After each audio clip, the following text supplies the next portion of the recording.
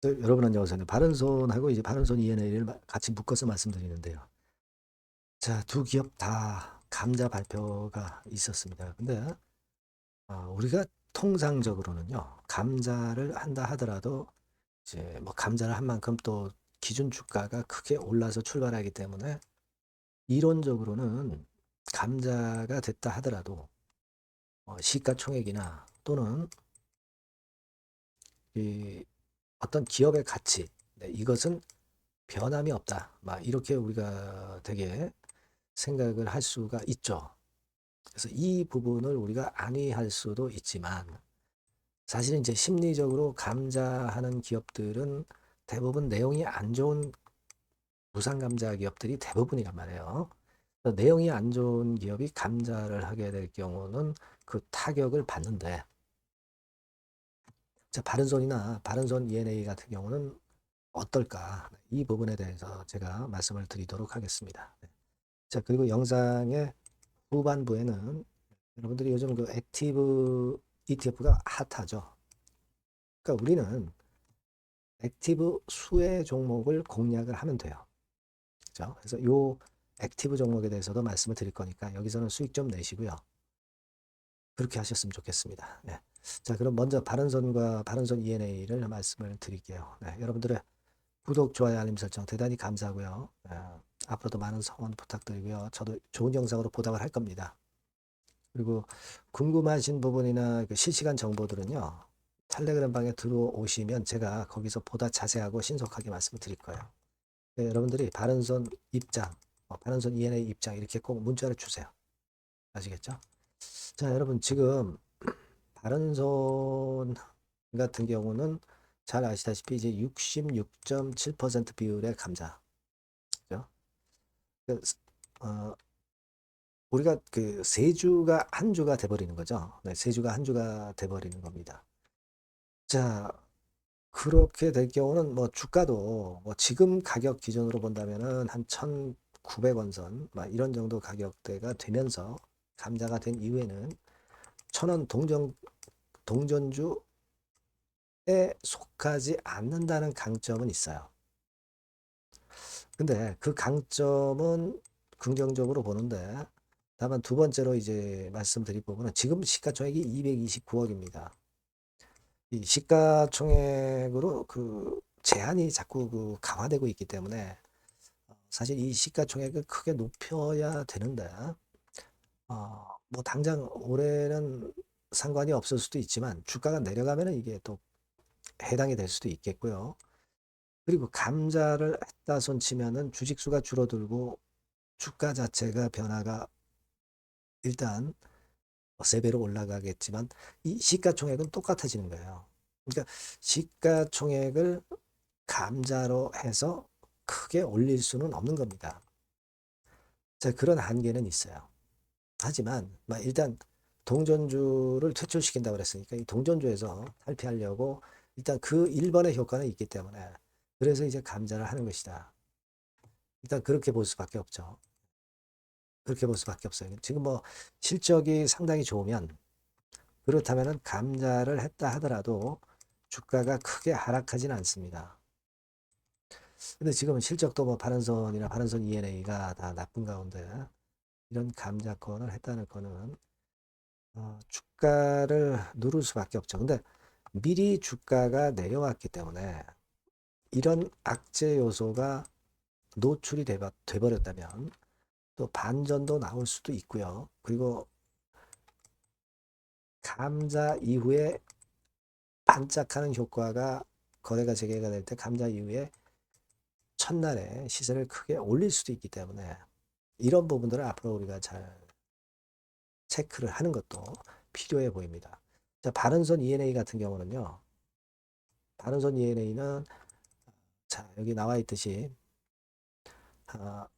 네 주를 한 주로 줄이는 거죠. 네 주를 한 주로 줄이는 거예요. 그러니까 물론 그렇게 될 경우에 가격은 어떻습니까? 1,000원대 위쪽으로 1,000원대 밑에서 1,000원대 위쪽으로 간당간당하게 이제 그 퇴출 범위를 벗어날 수는 있는 그런 모습일 수 있습니다. 자, 하지만 이제 시가총액 205억. 이 시가총액은 감자를 해서 크게 늘릴 수는 없는 문제이기 때문에 역시 바른손과 마찬가지의 결과예요. 그죠? 네. 또 바른손 ENA 같은 경우는 주가 수준이 지금 바른손보다 더 낮죠. 더 미치예요. 3분의 1 정도. 바른손의 3분의 1 가격입니다. 그러니까 바른손 ENA는 조금은 더 불리한 상황이고요. 네. 바른손이 그나마 좀 나은 그런 상황이다. 이렇게 볼 수가 있습니다. 그죠? 그렇게 우리가 이해를 하셔야 되고, 감자를 한 기업들, 뭐 액면병합이라든가 뭐 이런 건 한 기업들도 모두 발표를 하고 이런 식으로 뉴인텍 같은 경우도 쭉 밑으로 미끄러져서 두드려 맞았던 부분을 우리가 감안할 필요가 있겠고요. 뭐 Q캐피탈, 네, 이것도 마찬가지로 발표하고 크게 내려서 전개가 되고 있다는 부분들도 우리가 생각을 하셔야 됩니다. 예. 다른 감자를 발표했던 한계 기업들도 거의 뭐 대동소이하게 전개가 되고 있는 그런 모습입니다. 일부는 일단 뭐 좀 나은 모습을 보이기도 있지만 대부분 이제 그래요. 그래서 일단 지금 현재 보유를 한 분들 입장에서는 그 같은 부분을 일단 받아들이고 매매를 해야 된다는 것을 말씀을 드리고요. 다만 그 충격이 조금 나오다가 다시 이제 감자 기준일이 다가오면서 몇 기가 또 들어올 수도 있고 그런 상황이 될 수도 있습니다. 기업에 따라서 조금씩 이제 차이는 있어요. 물론 어려울 걸로 당연히 예상이 되지만 그런 부분들도 있을 수 있습니다. 따라서 제가 여러분께 이제 도움을 드린다면은 그러한 건에 대한 상황이 발생할 때 바로바로 실시간으로 정보 드리고 사인을 드리면 여러분들이 매매가 좀 더 유리하지 않겠나 하는 생각입니다. 그러니까 다른 손 ENA 이렇게 꼭 문자를 주시면 제가 어려운 상황이지만 도움을 좀 드릴 수 있을 것 같고요. 무료 텔레그램 방에 들어오셔도 좋습니다.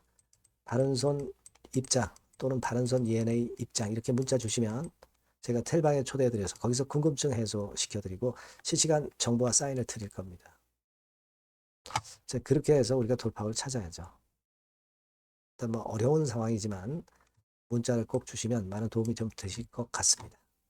자, 그리고 제가 액티브 종목을 말씀을 드린다고 그랬잖아요. 네, 이거 지금 말씀드릴 테니까 말씀 잘 듣고 여기서는 꼭 큰 수익 한번 내보시기 바랍니다.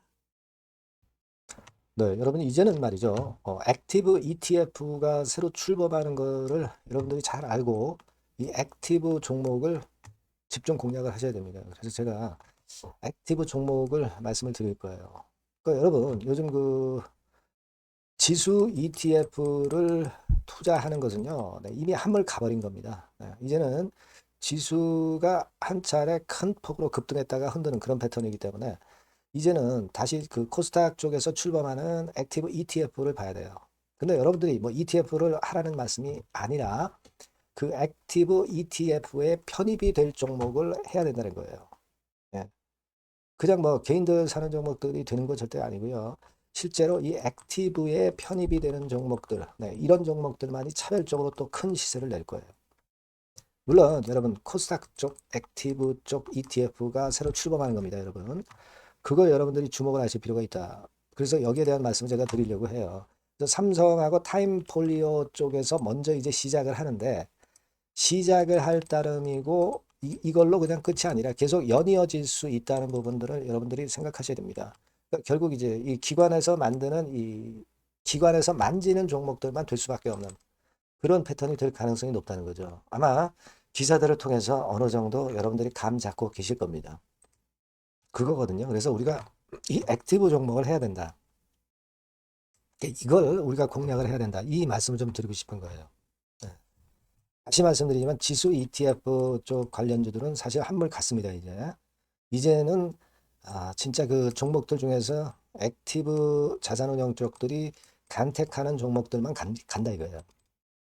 그래서 여러분도 잘 아시겠지만 이제 삼성 액티브하고 타임폴리오부터 이제 시작이 되는데 이게 그냥 한 달 뭐 이렇게 해서 끝나는 게 아니라 계속 뭐 몇 달간 계속 이어질 거다라는 얘기죠. 이 부분을 주목하셔야 돼요.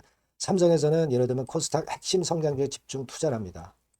어리버리한 종목들은 투자를 안 한단 말이에요. 그러니까 이런 쪽만 올라갈 거예요. 그리고 타임폴리오 같은 경우는 신성장 종목 이쪽을 주로 공략을 하는 거예요. 그겁니다, 여러분. 그래서 여기 그 제가 설명을 드렸지만은 국내 증시 역사상 최초입니다. 코스닥 비교지수 액티브 ETF가 등장하는 겁니다. 그러니까 기초 지수를 단순히 복제하지 않고, 그러니까 지수 쪽 ETF가 아니라는 얘기예요. 지수 쪽 ETF는 주로 이제 패시브라고 그러죠. 패시브. 펀드 매니저가 종목과 비중을 직접 결정을 하는 거니까 우리는 여기서 이 종목을 잡자 이거예요. 아시겠습니까? 시총 상위주에 대한 쏠림 현상이 됐던 거는 이거는 지수 ETF예요. 그죠? 그러니까 종목별 차별화 장세 대응에 용이하다는 겁니다. 이걸 우리가 명확히 파악하고 대응을 하셔야 된다는 얘기예요. 그래서 여러분 여기 나와 있지만 액티브 ETF하고 패시브 ETF하고 비교를 한 거 나와 있습니다만 패시브 ETF는 지수에 투자를 하는 거고 액티브 ETF는 종목에 투자를 하는 거다. 모든 종목 투자하는 게 아니라 엑기스 종목만 한다 이거예요.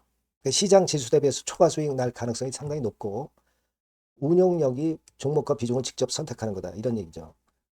예. 그리고 투자 전략은 수동적이 아니죠. 지수 추종하지 않기 때문에 능동적이고 시장 상황에 맞춰서 발빠른 대응이 가능하다. 그죠? 네, 이게 특징이에요. 그러니까 지금은 우리가 이 액티브 ETF에서 공략할 종목을 여러분들이 이제 선택해서 저하고 같이 하자는 얘기입니다. 그죠? 그거예요, 논점은. 거기에 바로 포인트가 있다. 이렇게 말씀을 좀 드리고 싶은 거고요. 자, 여기 보시는 바와 같이 자산운용사가 그 삼성과 타임 이후에도 계속 출범해요. 하나자산운용, 미래에셋, KB, 신한, 한국투자신탁운용 이런 식으로 출범합니다. 그러니까 선도주자인 삼성이나 타임 같은 경우가 분명히 이제 상당히 고무적인 좋은 결과를 만들어낼 거란 말이에요. 그렇게 되면서 이쪽으로 또 자금이 몰리는 겁니다, 여러분. 지수 ETF 쪽이 아니에요. 액티브 ETF 쪽으로 몰린다 이거예요. 자, 그렇기 때문에 이 건과 관련된 액티브 관련주를 제가 말씀을 드릴 거예요. 뭐 한 종목으로 끝나는 게 아니라 지속적으로 말씀을 드릴 겁니다, 여러분. 그러니까 여러분들이 이 전번으로 액티브라고 꼭 문자를 주시면 아시겠죠? 뭐라고요? 액티브, 그죠? 능동적인 그런 뜻이죠. 액티브라고 문자를 주시면 제가 그 종목과 매수 타임과 매도 타임과 중간중간 AS까지 드릴 거예요. 액티브라고 꼭 문자 주셔서 이번에 한번 좋은 기회 한번 발견해 보시자고요. 네, 아시겠죠? 네, 감사합니다.